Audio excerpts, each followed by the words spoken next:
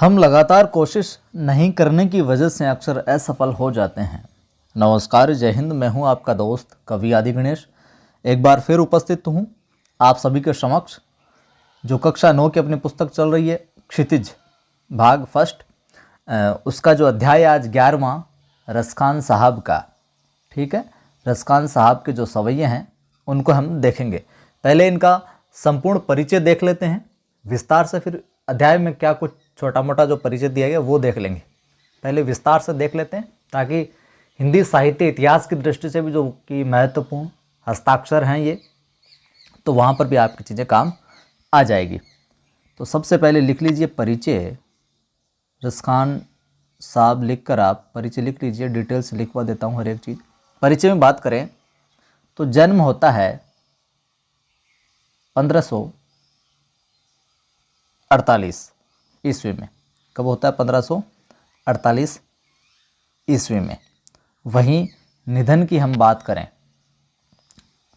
तो इनका निधन होता है 1628 में, ठीक है। ये तो हो गया जन्म और निधन। विशेष तौर से जन्म आप ध्यान में रखें। वास्तविक नाम की बात करें, आगे ही लिख देता हूँ। वास्तविक नाम लिखते जाइए आप। वास्तविक नाम सैयद इब्राहिम, सैयद इब्राहिम, ठीक है। ये हो गया इनका वास्तविक नाम। जाति से पठान थे। गुरु लिख लीजिए। गुरु का नाम पूछा जा सकता है। गुरु का नाम था विठलनाथ। गुरु कौन? इनके रसखान साहब के विठलनाथ। बात करें तो वल्लभ संप्रदाय में दीक्षित, ये भी आप ध्यान में रखिएगा। वल्लभ संप्रदाय में दीक्षित। अगर आप मेरे साथ जुड़े रहे ईमानदारी से तो आपको बहुत कुछ मैटर मिल जाएगा जो कि आपके लिए पर्याप्त रहेगा। और ये हिंदी के माफ़ कीजिए, ये हिंदी के जो मुसलमान कवि थे उनमें बहुत प्रसिद्ध है। और इसी प्रकार की एक पंक्ति है जो भारतेंदु साहब की भी देखने को मिलती है कि इन मुसलमान हरिजन पे कोटेक हिंदू वारिये। ये तो आपको बस ऐसे ध्यान में रखनी है। इन मुसलमान हरिजन पे कोटेक हिंदू वारिये। ये किसने लिखा था? भारतेंदु ने। ये पंक्ति देकर भी कई बार सवाल पूछा गया, तो ये आप ऐसे आ गए यहाँ पर, तो ध्यान में रखिएगा। रचनाओं की हम बात करें इनकी, लिखिए रचनाएं। आगे लिखिए रचनाओं में प्रेम वाटिका, प्रेम वाटिका।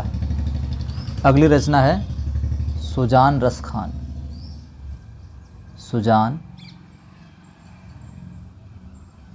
रसखान, जो कि कवित और सवैया छंद में है। सुजान रसखान किसमें? कवित लिख लीजिए आप। कवित और सवैया छंदों में, ठीक है। और अगली है अष्टयाम, अष्टयाम। प्रेम वाटिका, सुजान रसखान, अष्टयाम और दान लीला, दान लीला। ये इनकी हमें प्रमुख रचनाएं देखने को मिलती है। जो प्रेम वाटिका है, जो पहली जो रचना है प्रेम वाटिका, इसके रचनाकाल के संबंध में इनका एक दोहा है कि विधु सागर रस इंदु सम। ये वैसे भी महत्वपूर्ण है, ये देखकर भी पूछा जा सकता है किसका है, तो रसखान का हो जाएगा कि विधु सागर रस इंदु सम बरस बरस रसखान और प्रेम वाटिका रुचि रुचिर चिर हिये हरक बखान। आगे हम बात करें तो एरो लगा कर लिखिए। जो रसखान है ये स्वयं को क्या बादशाह वंश का कहते थे। स्वयं को रसखान किस वंश का कहते थे? बादशाह वंश का कहते थे। और मिश्र बंधु एवं रामचंद्र शुक्ल इन्हें विठलनाथ का शिष्य मानते हैं। तो विठलनाथ का शिष्य जो इनके गुरु थे विठलनाथ। अब इनको गुरु या यूँ कहें इनको शिष्य जो है विठलनाथ का शिष्य कौन कौन मानते हैं? मिश्र बंधु रामचंद्र शुक्ल, इसलिए महत्वपूर्ण बन जाता है। और रसखान ने अपनी रचनाओं में दोहा, कवित, सवैयों इनका अधिक प्रयोग किया ही है। प्रसिद्ध सवैयों में आगे भी आएगा। प्रसिद्ध सवैयों में इनके हैं मानुष हो तो वही रस खान बसो ब्रज गोकुल गांव के ग्वारन, इसका हम आगे देखेंगे। और या लकुटी अरु कामरिया पर राज तिहुपुर को तजी डारो, ये इनकी प्रसिद्ध सवैये हैं जो देखकर पूछा जा सकता है किसके हैं। बात आ गई। अब आप एक एक चीज़ ध्यान में रख लीजिएगा कि जो सुजान रसखान है ये मैंने बता दिया आपको किसमें, कवित्व और सवैया छंद में है। दान लीला जो है इनका ये रचना है, इसके अंदर 11 छंदों की रचना हुई है दान लीला में। अष्टयाम जो है ये अष्टयाम, इसके अंदर क्या इनके दोहों में श्री कृष्ण के प्रातः समय का जो जागरण होता है उस जागरण से लेकर रात्रि शयन पर्यंत उनकी दिनचर्या का वर्णन है। अष्टयाम में क्या है, श्री कृष्ण भगवान के जागने से लेकर, श्री कृष्ण भगवान के सुबह जागने से लेकर रात में सोने तक के समय का जो वर्णन है उनकी दिनचर्या का, वो अष्टयाम के अंदर देखने को मिलता है। और आचार्य रामचंद्र शुक्ल इनके बारे में कहते हैं बहुत महत्वपूर्ण बात कि इनकी जो भाषा है बहुत चलती सरल और शब्दाडंबर युक्त होती थी। शुद्ध ब्रज भाषा का जो चलतापन और सफाई इनकी और घनानंद की रचनाओं में है वह अन्यत्र क्या है, दुर्लभ है। ये तो हो गया अपने थोड़ा सा अलग से विस्तारित परिचय। अब पुस्तक के अंदर क्या परिचय दिया गया रसखान साहब का वो देखते हैं। तो रसखान का जन्म जैसे मैंने बताया 1548 में हुआ। मूल नाम सैयद इब्राहिम था, दिल्ली के आसपास के रहने वाले थे। कृष्ण भक्ति ने इनको ऐसा मुग्ध कर दिया कि गौ सभा में विठलनाथ से दीक्षा ली। गुरु का नाम हो गया विठलनाथ और ब्रज भूमि में जा बसे और 1628 के लगभग निधन हो गया। सुजान रसखान और प्रेम वाटिका उनकी उपलब्ध कृतियां हैं, ये उपलब्ध है, जिसमें से सुजान रसखान तो मैंने बताया ही, कवित्व और सवैयों में लिखी हुई है। और रसखान रचनावली के नाम से उनकी रचनाओं का क्या मिलता है, संग्रह मिलता है। किस नाम से, रसखान रचनावली के नाम से। प्रमुख कृष्ण भक्त कवि रसखान की अनुरक्ति न केवल कृष्ण के प्रति प्रकट हुई है बल्कि कृष्ण भूमि के प्रति भी उनका अनन्य अनुराग व्यक्त हुआ है। केवल कृष्ण के प्रति ही नहीं, कृष्ण की जो भूमि है उसके प्रति भी अनुराग प्रकट हुआ है, व्यक्त हुआ है। उनके काव्य में कृष्ण की रूप माधुरी, ब्रज महिमा, राधा कृष्ण की प्रेम लीलाओं का मनोहर क्या मिलता है, वर्णन मिलता है। वे अपनी प्रेम की तन्मयता, भाव विहलता और आसक्ति के उल्लास के लिए जितने प्रसिद्ध हैं उतने ही अपनी भाषा की मार्मिकता, शब्द चयन और व्यंजक शैली के लिए प्रसिद्ध हैं। उनके यहाँ ब्रज भाषा का अत्यंत सरस और मनोरम प्रयोग मिलता है जिसमें जरा भी शब्दाडंबर नहीं है, यानी कि शब्दों का आडंबर नहीं है।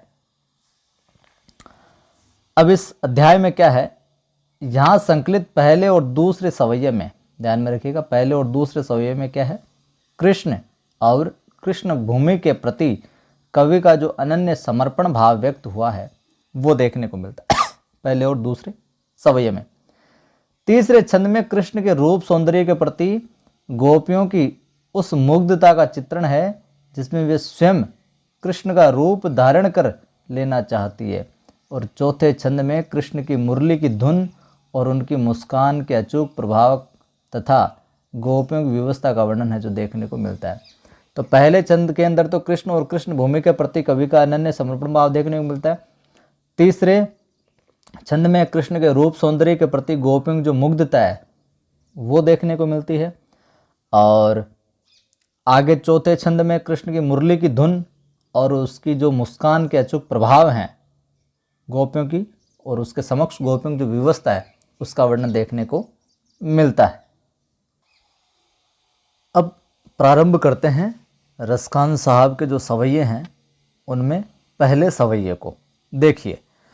मानुष हो तो वही रसखानी बसो ब्रज गोकुल गांव के ग्वारन, जो पशु हो तो कहा बस मेरो चरो नित नंद के धेनु मझारन, पाहन हो तो वही गिरि को जो कियो हरि छत्र पुरंदर धारन, और जो खग हो तो बसेरो करो, जो खग हो तो बसेरो करो मिली कालिंदिकूल कदम्ब कीडारन। तो ये सवैया है। देखिए पहले एक एक चीज़ का अर्थ बता देता हूँ मैं कुछ शब्दों का, फिर इसका हम कंप्लीट अर्थ देखते हैं, समझते हैं। मानुष पता ही है, मनुष्य, मानुष यानी मनुष्य, ठीक है। और वहीं हम देखें बसो, बसो यानी बसेरा करो, बसेरा करूं या रहूं, पशु की बात आ जाती है तो जानवर, पशु।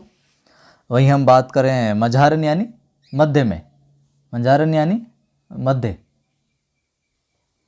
ठीक है। वहीं हम बात करें पाहन की, तो पाहन आप समझते ही हो, पाहन यानी पत्थर। पूछ लिया जाए निम्न में से पाहन का अर्थ है तो आप ध्यान में रखिएगा पत्थर, ठीक है। पाहन के बाद धेनु की बात करें, धेनु यानी गाय, धेनु यानी गाय, गाय के लिए आया यहाँ पर, ठीक है। आगे हम बात करें गिरी यानी पर्वत होता है, पुरंदर, पुरंदर जो आया है वो आया इंद्र के लिए, पुरंदर यानी इंद्र। खग यानी समझते ही हो आप, पक्षी, ठीक है, खग यानी पक्षी हो गया। कालिंदी यमुना के लिए आया है, कालिंदी कौन सी नदी, यमुना के लिए आया।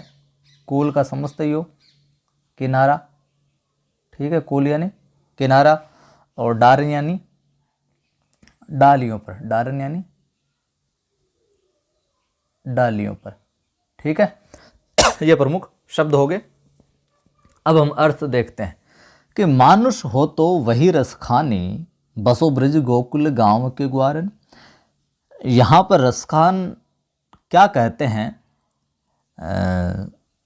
ईश्वर से, श्री कृष्ण भगवान से, कि हर दशा में कैसी भी दशा हो वो किसी न किसी रूप में श्री कृष्ण भगवान का क्या चाहते हैं, सामीप्य चाहते हैं। पहली बात तो ये शुरुआत में हम कर लेते हैं कि हर प्रकार से कृष्ण भगवान का सामीप्य चाहते हैं, और वही सामीप्य की जो सारी बातें हैं इस अवयव में हमें देखने को मिलेगी कि मानुष हो तो वही रस खानी, बसो ब्रज गोकुल गांव के ग्वारन।